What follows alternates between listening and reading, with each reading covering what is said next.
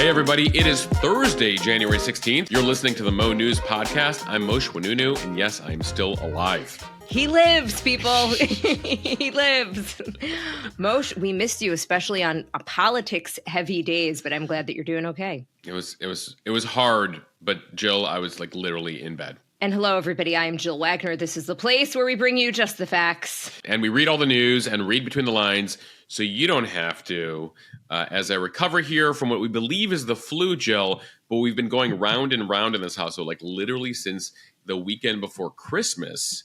One of us has been sick, or two of us at a time have been sick for going on like almost 4 weeks here. It's wild, just the amount of things that are going around and what toddlers introduce into your life, etc. So I'm now on the mend, but now we have some folks in the house on the downslope again. It's been a rough couple weeks. Building up the immune system, Moshe. Just keep telling yourself that. We haven't had a chance in a month. We're looking for a respite at some point here. By the way, I'm now not feeling great, and I'm like, I don't know how long Moshe is going to be out. Jill, get your act together. We have a succession plan here at Mo News. Don't worry. Unless we're all knocked out, we have various ways to make sure that the podcast will continue to come your way. If my daughter Alex is doing the podcast, you know that we're all down for the count. Listen, some people ask me on Instagram sometimes, can you explain this issue to me like I'm a 5-year-old?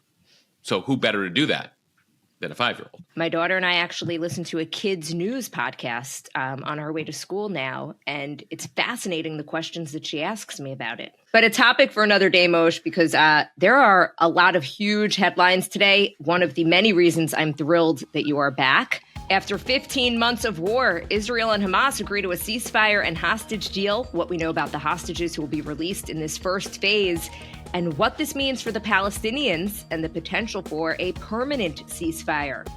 President Biden gives his farewell address to the nation, ending a 5-decade career in politics. Biden talking about all of his major achievements, but definitely not going out the way that he had hoped. Sticking with politics, more confirmation hearings for Donald Trump's picks for his next cabinet, including his Attorney General nominee, Pam Bondi, and Secretary of State pick, Marco Rubio. Over at the Supreme Court, we're still waiting for the highly anticipated decision on the TikTok ban, as the Supreme Court seems divided on a Texas law about porn sites. We'll explain. Some big health news. The FDA bans red dye number 3. This was being watched by a number of people for years. We'll tell you why we think it happened now. And a mystery in Australia, where beaches in Sydney are closed after mysterious ball-shaped debris washes up ashore. And this isn't the first time, and the details of what's being washed ashore were pretty gross. Look forward to that. And Moshe is on this day in history. We'll tell you about the time that Jamaican police almost shot down Jimmy Buffett's plane. Well, I'm glad they didn't. Yes. All right, everyone, let's start in the Middle East, where after more than a year of negotiations, Israel and Hamas have agreed to a deal that will pause fighting in Gaza and lead to the phased release of hostages and Palestinian prisoners. Here is President Biden announcing the deal on Wednesday, which he says will put an end to this war that began with Hamas's brutal massacre on October 7th. More than 15 months of conflict that began with Hezbollah's brutal massacre on October the 7th. More than 15 months of terror for the hostages, their families, the Israeli people. More than 15 months of suffering by the innocent people of Gaza. Fighting in Gaza will stop, and soon the hostages will return home to their families. Biden says it is the same 3-phase framework he announced last May. Still, some of the details are being worked out. Here is what we know so far. So this first phase will last for 42 days. It's expected to take effect on Sunday, assuming nothing changes between now and then, and that it is formally ratified by the Israeli cabinet and the government. During this first phase, Hamas will release 33 hostages. This includes women, older men, and those who are sick. They will not be released at once. It will be a trickle throughout the 6 weeks. Sunday, the deal goes into effect with the release of 3 hostages. Now back to the deal. On day 7 of the ceasefire, 4 female soldiers will be released, and then 3 more hostages will be released each of the following weeks. 14 more will be released in the last week of the first 6-week phase. Fox News reports that 23 of those 33 Israeli hostages are believed to be alive, which means that Israel will also be receiving the bodies of others. Hamas will not agree to tell Israel who is alive or dead, but in the deal, they have to reveal whether a hostage is still alive just ahead of their release, which most you can imagine is agonizing for their family. Yeah, it's a form of psychological terror that they impose there. The fact that a number of these families were going on 15 months of captivity. They've never been visited by the Red Cross. They have never gotten evidence, a number of them, that their family members are still alive when videos are released. It might be months later after they're taped. And so even now, even with the agreement, the Israeli cabinet, it's imminent that they'll agree to this.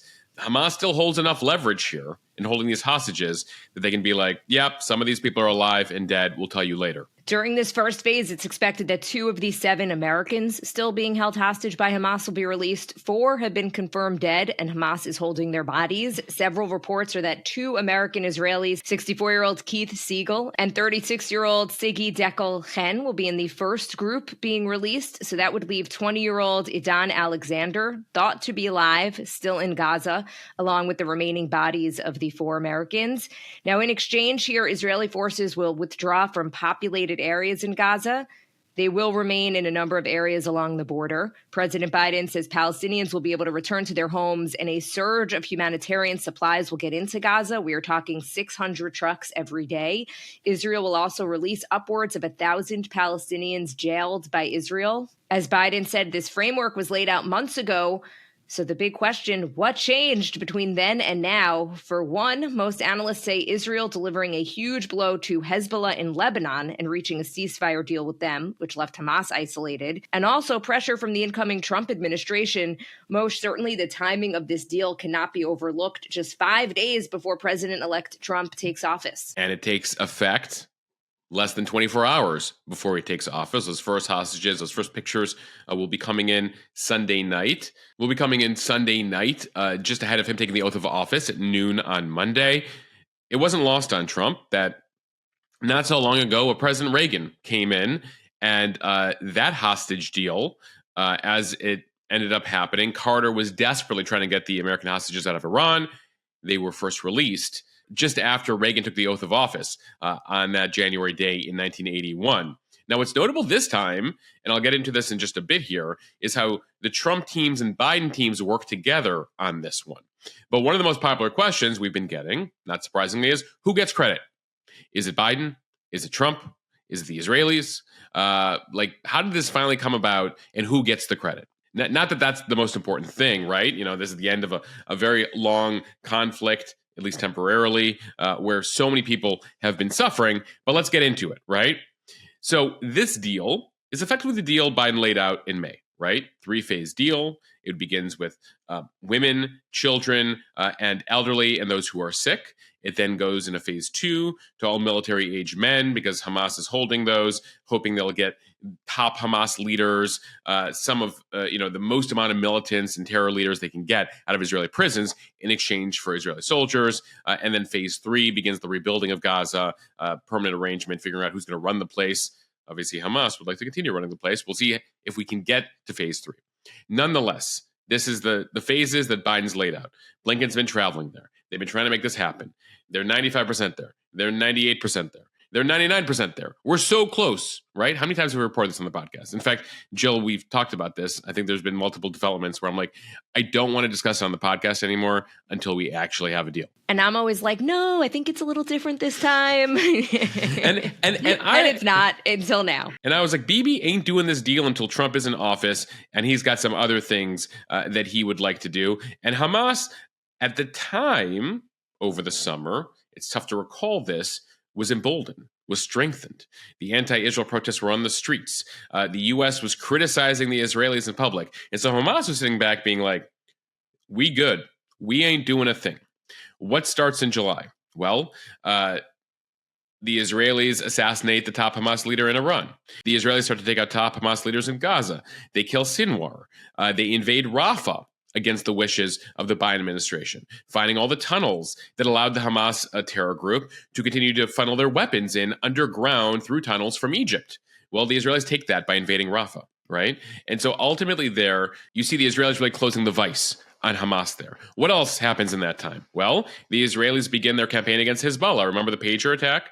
Remember the walkie-talkie bombs? And then Israel basically uses their intel to launch this strike against Hezbollah that decapitates the organization, taking out all their top leaders.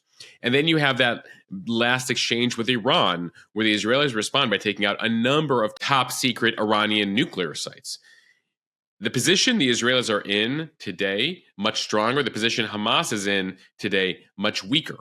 So credit Israeli military strategy and Israeli Mossad strategy. They have very much weakened the situation in the neighborhood that leads Hamas to look around being like, ooh, Hezbollah has been taken out effectively. They signed a ceasefire. They're not going to back us up anymore. Iran is like, we out. We're not really going to get involved anymore after this. We have a weak economy, and we cannot afford another Israeli counterstrike on us.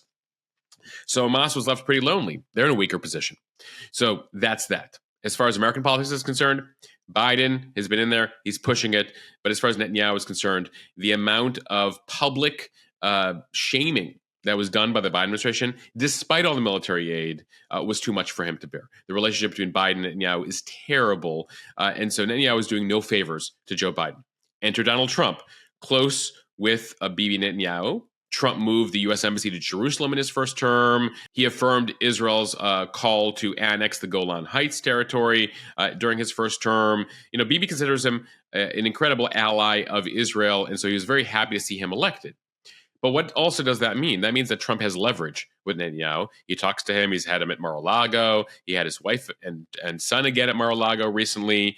And so ultimately, Trump comes in at the end to get the ball across the goal line. So effectively, who developed the basic game plan? Coach Biden. Moved them down the field a bit. Who really, tossed them down the field? To continue the football analogy here. Who devised some really strategic plans that really got them down the field? Give that to the Israeli military, right? That got them into the red zone, if you will, within the 20-yard line of the end zone. But they just couldn't get it across the goal line until Trump comes in and is able to make that extra final push, again, with his leverage with Netanyahu, but also the fact that rhetorically, he took a very different tack with Hamas. He said repeatedly, Hamas will have hell to pay, Gaza will have hell to pay if I don't have my hostages home by my inauguration. That rhetoric, apparently taken very seriously by Hamas and folks in the region, and very different from the rhetoric that Biden engages in, and that apparently proved pivotal in, again, getting the thing across the line here, Jill. Moshe, the one critique that I did hear about Trump's hell to pay statement was what more could they do to Gaza? At this point, Gaza was basically destroyed. So Hamas was like, okay, we'll call your bluff. I think he was going to tighten the vice when it comes to aid, and potentially other things in the region. Iran suddenly felt threatened. I mean, remember that, Hamas has his godfathers out there. So hell to pay, he left intentionally vague there. And there is something to those vague threats that Trump puts out there, that unpredictability of Trump. We've been talking about it with the Greenland stuff and the Canada stuff and the Panama Canal stuff. They're like, does he actually mean that? Or is he just negotiating with us? But for the most part, the last thing they want is to get on this guy's bad side at the beginning of his next 4 years. So I think Netanyahu is doing him a favor, even though it hurts him politically. And then you have Hamas not really doing him a favor, but by agreeing to this, this is the first agreement they've agreed to in more than a year. And they were the holdup for the most part here, doing this. So maybe, this is helpful to their eventual survival. They still want to run Gaza after this. Now, Israel doesn't want that, but we'll see what comes of it. But even Hamas, not releasing all the Americans in the first phase, only 2 living Americans, allegedly in this first phase. So even, with Trump celebrating this, and I should note, Jill, he put out multiple social media posts calling it an epic ceasefire agreement, could have happened only as a result of our historic victory in November. It signaled to the entire world that my administration would seek peace and negotiate deals to ensure the safety of all Americans and our allies. 5 Americans, at least one who we believe still to be alive, the rest dead, still being held by Hamas even after the next 6 weeks of this first phase. Interesting there. Jill, one other interesting thing we've been watching here is the Biden and Trump teams. Now, they worked behind the scenes together on this, sort of unprecedented. And again, as I mentioned, different from the Carter-Reagan situation 40 plus years ago, where Carter desperately wanted to get them out. Reagan had his own thing going on, and they were released only during Reagan. This time, you had Trump and Biden teams working together behind the scenes to make this happen. That was key to this.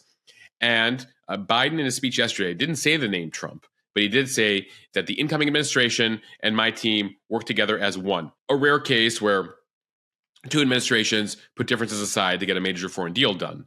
But how much credit was he willing to give? Well, a reporter tried to go there at the end of the announcement yesterday. Jill, take a listen to this reporter question about Trump and Biden's response. Who takes credit for this, Mr. President, you or Trump? Is that a joke? Oh, thank you. Not a joke, Moshe. It's basically what everyone's asking. Yeah, exactly. Now, Trump's going to take full credit for this.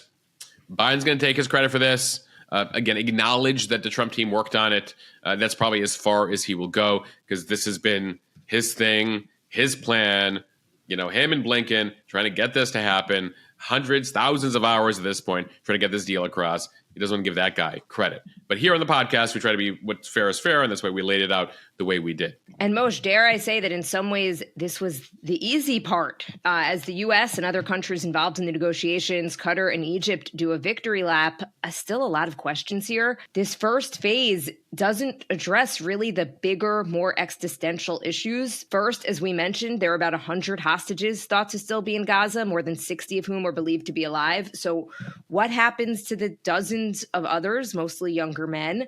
Will there be a phase 2 and phase 3 of this deal? Gaza has been destroyed. 2 million Palestinians have been displaced. Hamas estimates about 40,000 are dead, including women and children. Rebuilding will take years, could take decades. So who's going to pay for that? Arab countries, the U.S., Israel. Joe Biden says negotiations for phase 2 will start on the 16th day of phase 1, with the goal to eventually reach a permanent ceasefire. But who is going to run Gaza? Israel has said Hamas cannot be part of any new government. Is that realistic? Hamas is a designated terrorist group in the United States, but it is embedded in the Gaza and Palestinian society. U.S. Secretary of State Antony Blinken recently said Hamas has recruited almost as many new fighters as it's lost during this war. But Moshe, you can't underestimate the huge transformation of the Middle East since October 7th, 2023. It's transformed and transformed again in the past 15 months.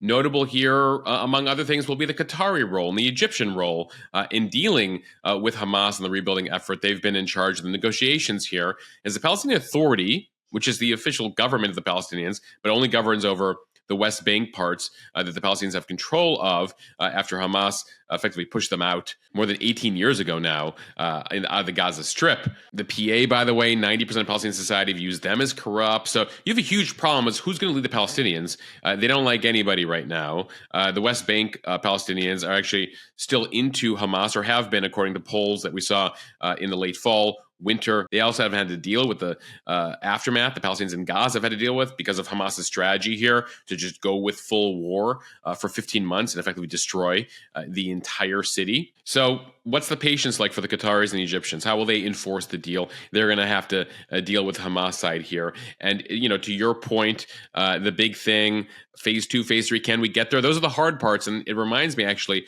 you go back 30 years, the Oslo Peace Accords signed between the Palestinians and Israelis had multiple phases. I think they used letters at that time, A, B, C, etc. It never got to the last part. The last part was the hard part: how to split Jerusalem, how to have the permanent arrangement of a whole variety of things. The deal was on the board. Bill Clinton talks about this. The Palestinian leader Yasser Arafat rejected it multiple times. Abbas, the current PA leader, has admitted that he regrets not taking a final offer during the Bush administration that would have given them a Palestinian state. Nonetheless, we're getting to this hard part again. But at this point, Hamas is diminished, but still in charge in Gaza. The Palestinian Authority, the PA, is not somebody the Israelis want to rule anymore. Not anybody the Palestinians want to rule them anymore. So what's going to happen there? Hamas is still embedded there despite their entire leadership being gone. All these various things, which is a remarkable thing given the state of things in Gaza. They're set back till for the next century. They have to rebuild an entire everything from scratch that's been destroyed in this war. But for Hamas, this is a long game. The win for them here is international perception of Israel is diminished over these past 15 months. They've made inroads with Gen Z around the world for the Palestinian cause. You have people defending Hamas's brand of resistance, violence against civilians, taking of hostages, what you saw on October 7th, as a legitimate tactic for their cause. As far as Hamas is concerned, they're in a long-term, multi-generational military struggle to end Israel and create an Islamist Palestine over the entire land, no matter the blood, years, people killed in the process, anything that is necessary as far as they're concerned is key to this cause. They've already been in it for several decades, and they'll be in it for several more decades. Some of them will tell you that. We might not win in 5 years, 10 years, 20 years, 50 years, but at some point, we will accomplish our mission of destroying Israel and being able to replace it. So as far as Hamas is concerned, this is a step in that process. Might be for several steps back if you look around. But that's going to be, one of the things we're watching here is who takes over Gaza. Right now, the only leader that's left is Yahya Sinwar's brother, Mohammed Sinwar, had to sign off on this. Unclear how long he'll be living, whether the Israelis have a chance at him, whether they need him to sign off on things to get us to phase 2 and phase 3. And then ultimately, phase 2 and phase 3 is also predicated on the Netanyahu-Trump relationship. How much is he willing to do? He did this favor to Trump at the beginning of the administration. He knows that Trump is very transactional. But will phase 2 or phase 3 be harder for him to deal with? Netanyahu has his own political ramifications. He might be losing some of his more right-wing parties from his coalition, could put his government in peril here. Just phase 1. Phase 2 could mean thousands of convicted terrorists who've murdered Israelis. Those are going to be among the people that Hamas is demanding be let out of prison in a phase 2. That's going to be challenging. Regionally, you see Iran weak. And the sort of Shia alliance we were talking about, Iran and Hezbollah, they have been weakened. Well, who's come in and filled the gap? Well, now there's a new Turkish-based alliance. Turkey's talking about reviving the old Ottoman Empire. They once controlled the whole region. They are the big supporters of the new rebel group in Syria, HTS, that al-Qaeda offshoot that we've been talking about. So there's a new aggressive brand of Sunni jihadis replacing the Shia jihadis that Israel's been facing north of its border in the last year. And by the way, Hezbollah has not totally gone away. They're going to find a way to revive themselves. They're looking for new ways to slip into Jordan. The stability there is a big question. You have a king there who is dealing with a population that's 80% Palestinian in his country, and he's not a Palestinian. And he's the royal family. So it just goes to his son and the following son and the following son. So the Middle East, always been a bit messy. This is historically messy for the Middle East. The U.S. and others have been trying to make a pivot to China, other more important, more impactful things as far as the world economy is concerned. But the Middle East is always like, wait, new shit is about to go down here. And that's, a sure thing in these next 4 years. Yeah, and it'll be interesting to see how Trump handles it, given that he said there's going to be hell to pay if we don't get the hostages back. Well, we don't really have all the phase 1 is just a third of the hostages. So what is going to happen if this agreement does not reach the 7-week mark? And Trump has a lot of priorities, by the way. The thing about the Middle East, for presidents going back to, let's say Eisenhower, is it distracts. It's a constant distraction. Yes, there are some key things there. Oil from there used to be much more important than it is today. We're now the world's largest producer of oil, as we've told you multiple times on the podcast. But it's just, Trump has all these agenda items for his legacy that he wants to focus on. And the Middle East will always just sort of pop up every once in a while for almost every president going back decades with, hey, but we got something for you. Remember us? Remember us?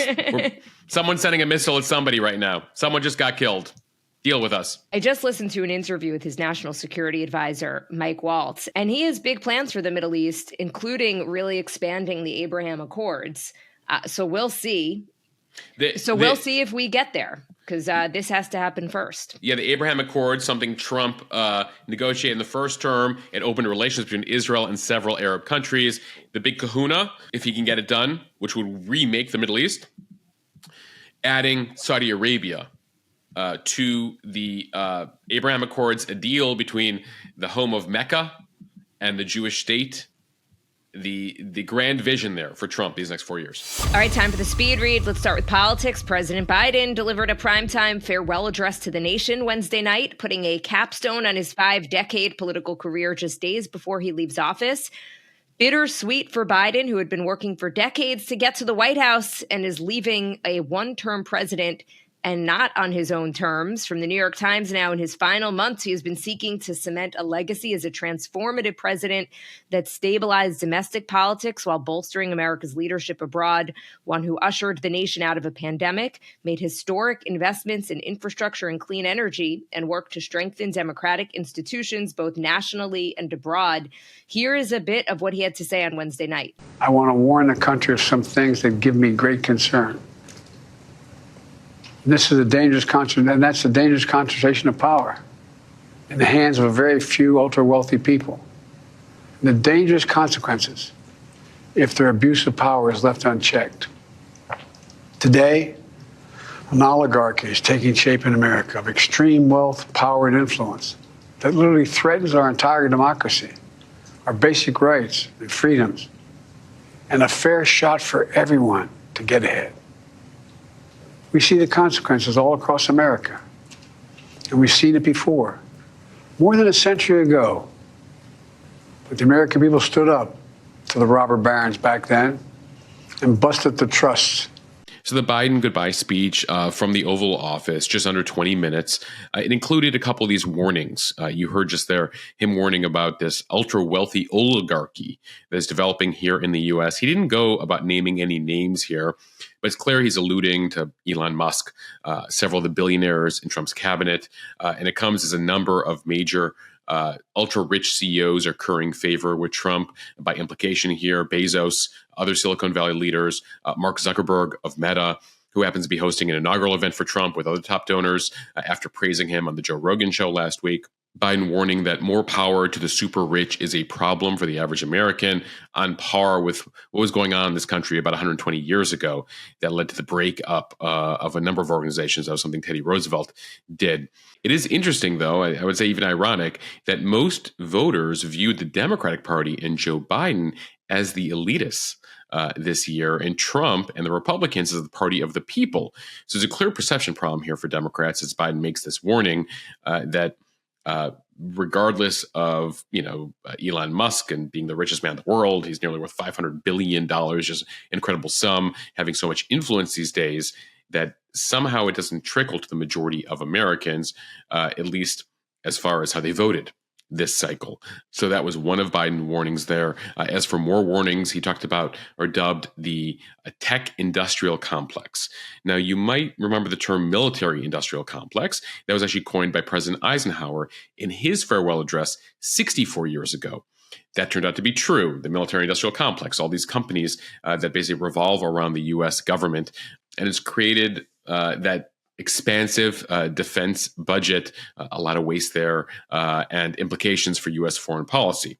So this tech industrial complex, which is Biden's term for it, again, he didn't name names here, but by implication, we understand he's probably talking about Google, Alphabet, Apple, Amazon, Meta, Microsoft, basically controlling our online world, controlling our information environment. And he warned that could have implications for the country as we move forward. The idea of what truth is as news organizations are collapsing, as the majority of advertising dollars go to these tech company platforms. So a couple notable warnings there from Biden's closing speech. Otherwise, nothing much more to say there. He's leaving at a time, Jill, where he's trying to set his legacy, but he's leaving as a very unpopular president. The latest polls for both CNN poll, Fox News poll show that he's leaving one of the more unpopular presidents in the past few decades here. 36% of adults say they approve of the way Biden handled his presidency. 2/3 of adults say they don't approve. He has a 31% approval on immigration, a 32% approval on foreign affairs. That's got to hurt. He's a big foreign affairs guy. He always took pride in foreign affairs, but 2 out of 3 Americans say, no, we don't think he did well on it. The economy, he leaves, despite inflation coming back down, the economy with a 33% approval rating for Biden's performance on the economy. This is not the way he wanted to leave. He's the first single one-term president since H.W. Bush. Of course, Trump served a term, lost, but now Trump is back. So as far as single-term presidents, there's only a handful here in the past 100 years. Before Biden, you go back to Bush, 41. And then before him, you have to go all the way back to Herbert Hoover for a one-term president. Of course, the Great Depression, the crash, falling, of course, the major stock market crash happening under Herbert Hoover back then. Now, Biden is not as unpopular as George H.W. Bush was at the end of his presidency back in 08, 09, amid the financial collapse, some of the failures in Iraq, Katrina, etc.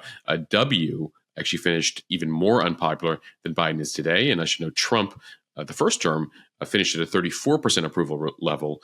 And again, Biden's at 36% approval level. But that's what makes the Trump comeback here so remarkable in these 4 years. It was notable, Jill, let's say this, the location of the address behind the Resolute desk in the Oval Office. The last time we saw him there, July, when he dropped out of the presidential race. Was his decision. Of course, we know that people around him pressured him to do it. And Trump and Biden's been claiming lately that he totally could have beaten Trump if he stayed in the race, which has a lot of people scratching their heads, including Democrats, being like, what are you even talking about? It shows that he still is sort of in a bubble there in terms of his approval levels and his feelings about his own abilities. Either way, that's it for Biden here. He has a few days left. He will participate in the inauguration ceremonies for Trump, something Trump did not do for him in 2020. So look for those pictures on Monday. And so that's it for Joe Biden. We'll see what he has planned here in the last couple days as far as a few more pardons or any announcements. But that was his farewell address. Okay, it was another jam-packed day on Capitol Hill where the confirmation hearings for Trump's cabinet picks continued. On Wednesday, several nominees were questioned publicly by senators, including Attorney General nominee Pam Bondi. From Axios, Bondi is a veteran prosecutor and former Florida Attorney General. She was Trump's second pick for Attorney General after his embattled first pick. Former Representative Matt Gaetz withdrew his name from consideration. Bondi vowed in her opening statement to, quote, return the Department of Justice to its core mission of keeping Americans safe and vigorously prosecuting criminals. Bondi pledged to end what she called the political weaponization of the Justice Department and said she thought the department targeted Donald Trump during Joe Biden's presidency. She said she would not order prosecution solely for political reasons and said that she does not have a Trump enemies list, adding that she wouldn't take the position if she felt she would be given illegal or unethical orders. Senate Judiciary Committee Democrats pressed Bondi about her loyalty to Trump, highlighting her past rhetoric that bolstered his false claims about the 2020 election being stolen. At one point, Democratic Senator Dick Durbin asked Bondi if she accepts the results of the 2020 election. Bondi danced around the issue. The results, I accept, of course, that Joe Biden is president of the United States. But what I can tell you is what I saw firsthand when I went to Pennsylvania as an advocate for the campaign. I was an advocate for the campaign, and I was on the ground in Pennsylvania, and I saw many things there. But do I accept the results? Of course I do. Do I agree with what happened? And I saw so much. No one from either side of the aisle should want there to be any issues with election integrity in our country. We should all want our elections to be free and fair and the rules and the laws to be followed. I think that question deserved a yes or no. And I think the length of your answer is an indication that you weren't prepared to answer yes. Yeah, she's got to be careful. All the Trump people have to be careful around that because he believes he won the election legitimately, despite the fact that there's no evidence that they ever brought to court in a number of cases that actually would have led to his victory. So they go with the whole, I accept that Joe Biden is president right now. So I've seen that exchange now numerous times between Trump nominees, or versions of it, between Trump nominees and Democratic senators, and it goes back to the campaign trail, et cetera. People are very careful rhetorically because of the way former President Trump feels about the 2020 election.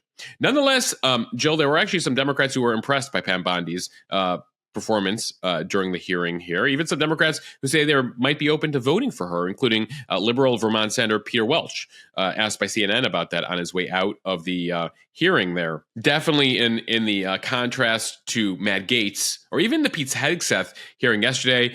She's a professional. She comported herself very well. Answered the questions how one would expect an AG nominee to answer questions from the Republican side, no matter who the nominee is, for the most part.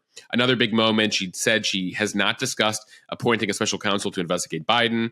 She has not spoken to Trump, she says, about Liz Cheney, Adam Schiff, other members of the January 6th committee.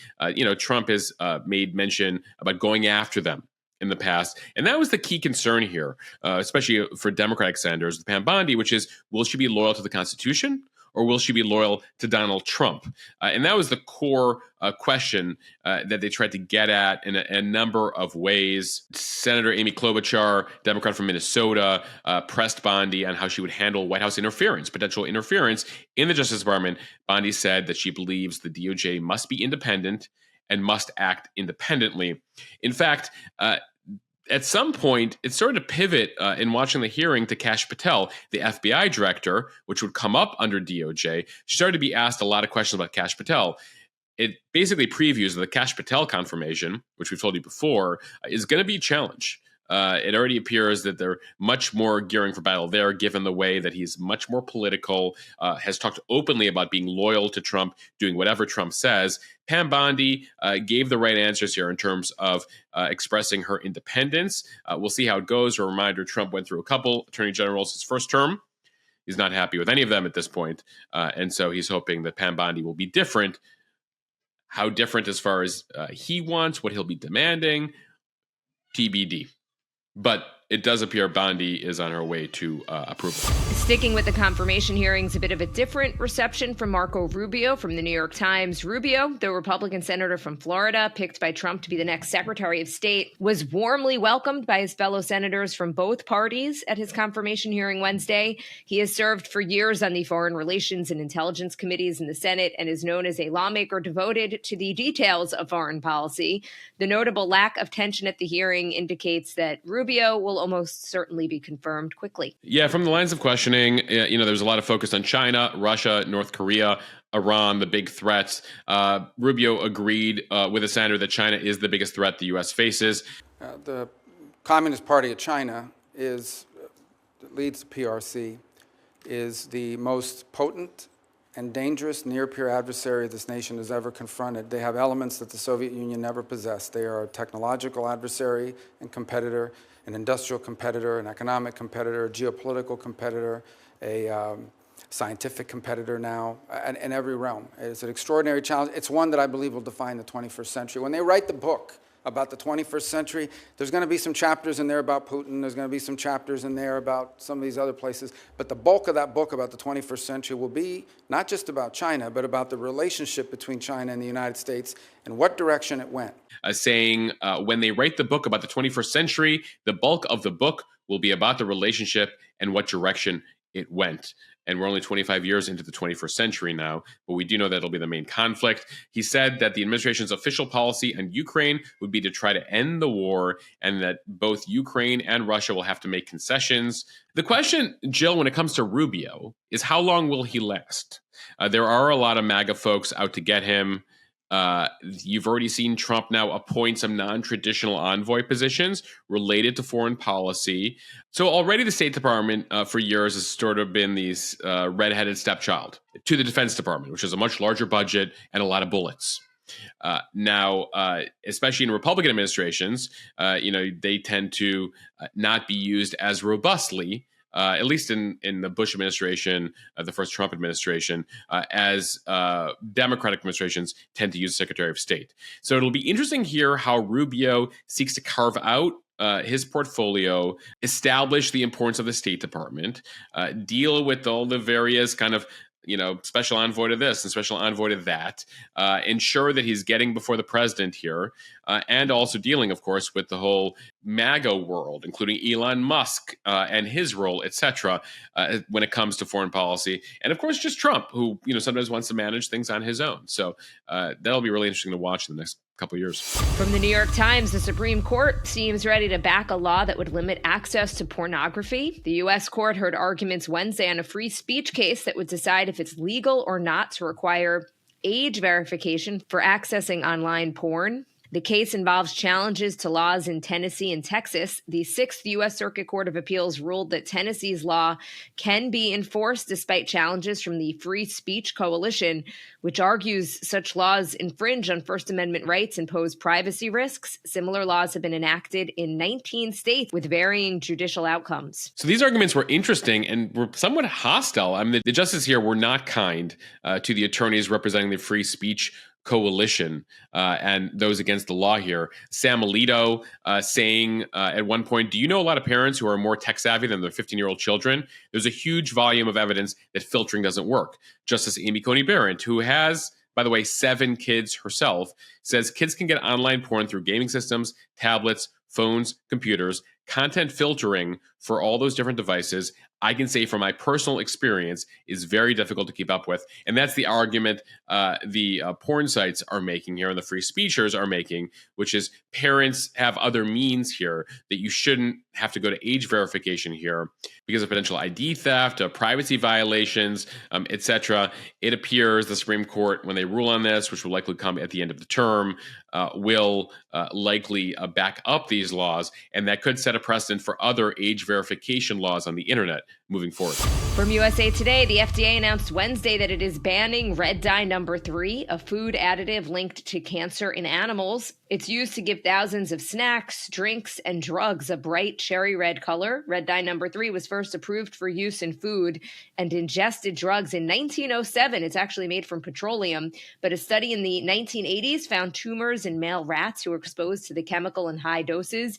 It was banned from cosmetics in 1990. The FDA says that it cannot authorize a food additive or color additive if it's been found to cause cancer in human or animals. So beginning in 2027, so 2 years from now, companies have to start removing the dye from their products. So the items on the shelves still have it, but we've already seen it being cut out here. Many companies have been switching to other food colorings in recent years, and that accelerated after California, back in 2023, became the first state to ban red number 3, along with other additives that have been linked to disease. The dye has been linked to health concerns for kids. The FDA, though, the only study that they have been working with here is one related to animals, rats, and they exposed lab rats, male rats, to very high levels of red number 3. We should mention much more than the level that we normally see in food. So the agency, the FDA here, downplaying the risks to humans, saying that researchers have not found similar cancer risks in studies involving animals other than male rats. At the same time, I know some of you have written in saying you've done your own experiments on your kids. When I say experiments, that you gave them candy with red number 3, and then you gave them candy without red number 3, and you watch their behavior. And some of you actually have seen a noticeable change in how your kids behave. And that's been some of the studies that we have seen in FDA review back in 2011. And that's been in some of the studies that have been out there by advocacy groups have found a potential link to ADHD and hyperactivity. But a 2011 FDA review found no causal link between food dyes and hyperactivity. Nonetheless, the push against synthetic dyes, very big. Red number 3 banned or restricted in Australia, Japan, other countries in the EU. And this is a huge issue for RFK Jr., who's going to have his own confirmation hearing soon to be Health and Human Services Secretary. He's very much been talking about this for a while, highlighting just the systemic flaws and federal oversight over this, and the fact that they've known for years that there was this cancer-causing element. Why did it take so long to ban it from food after it was already banned from cosmetics like 30 years ago? And finally, from NBC News, Sydney's popular Manly Beach and other beaches around the Australian city were closed Tuesday as authorities investigated marble-sized balls of white and gray debris that washed on shore in the latest such mysterious incident in recent months. The Northern Beaches Council said most of the samples were marble-sized, although some were bigger. It said it was organizing the safe removal of the debris, the makeup and origin of which are still unknown. So this is the peak of Australian summer, which is unfortunate for folks who want to head out there. And they're testing right now this debris to see what's in it, dealing with the EPA down there, the Australian version of the EPA. They advised members of the public not to even touch the balls of debris. They're similar in appearance to some of the balls that washed up back in October over on the famous Bondi Beach. Now, analysis of those items that washed up ashore found that they contained fatty acids, petroleum hydrocarbons, other organic and inorganic materials, including human hair, various fibers, cooking oils, soaps, skincare items. You get the hint. It's a gross amalgamation of things. They're not sure whether it was some sort of shipping spill, wastewater outflow, just garbage, so much garbage in the ocean now that some is washing up down there based on the ocean currents. But we'll continue to monitor this. I know it was of interest to many of you based on watching what you were clicking on over on our newsletter. All right, we end here with On This Day in History on this January 16th. On this day in 1919, prohibition was ratified by the states. The 18th Amendment to the Constitution prohibited the manufacture, sale, and transportation of intoxicating liquors.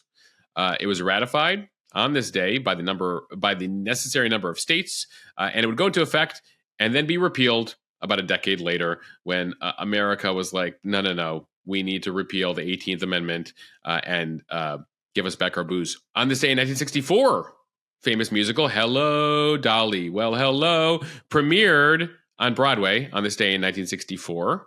My voice is back enough here, Jill, where I can even attempt a terrible version of a Broadway song.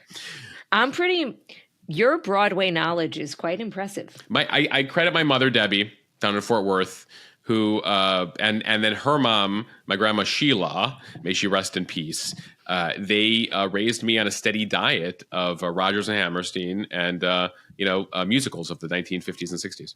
On this day in 1996, music of a different type, Jimmy Buffett. This is a story we told you about at the top. Jamaican police mistook Jimmy Buffett for a drug smuggler and tried to shoot at his seaplane after it landed in the water nearby.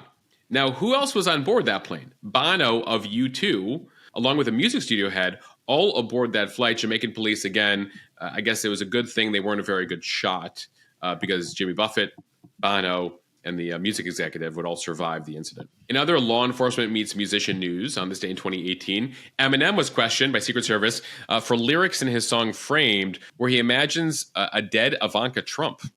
Now, they questioned Eminem, determined he was not an actual threat to Ivanka Trump or the Trump family, and moved on. Somehow that never was on my radar. Like that, this is the first I'm hearing of it. Remember, there was like a time where celebrities were saying very extreme things about Trump. And, what's her name? Who did the New Year's Eve with Anderson Cooper? Kathy Griffin. Kathy Griffin. She lost that role because of She was like burning his... It was like a decapitated Trump hat or yeah. something. Anyway, that was that era, the early Trump era. Are we about to re-enter it, Moshe? That is the question. No, I definitely don't see it. And Jill, if you actually look at the performers at Trump's inauguration, you got Carrie Underwood performing there. He struggled for sort of A-list celebrities the first time around. So that's significant. Jill, we'll end with this significant movie to many, a Gen Xer and some millennials. I think it's multi-generational. Half-Baked, starring Dave Chappelle, Jim Breuer, premiered in theaters on this day in 1998. And maybe it's more of a guy's movie. I've never seen it. Oh, it definitely was a guy's movie. But I haven't seen... It definitely had like a marijuana, like if you were into like smoking, like you might have watched it like 100 times in a row in your college dorm room. Not me. But I knew people who did. Allegedly. All right. We want to thank everyone for listening to the Mo News podcast. If you like what you hear, share this with your friends. It helps us grow. Follow us and subscribe so you don't miss an episode. And please review us in the App Store. And Moshe, I am so happy you are back and more importantly, feeling better. Thank you, Jill. But I don't like that you're about to go down. So you go take care of yourself right now. Moshe, on one side, I've got some tea and then I've got chicken soup in another mug. So I'm doing my best. Yeah, the fluids. Go to war with the fluids. All right. Bye, everyone.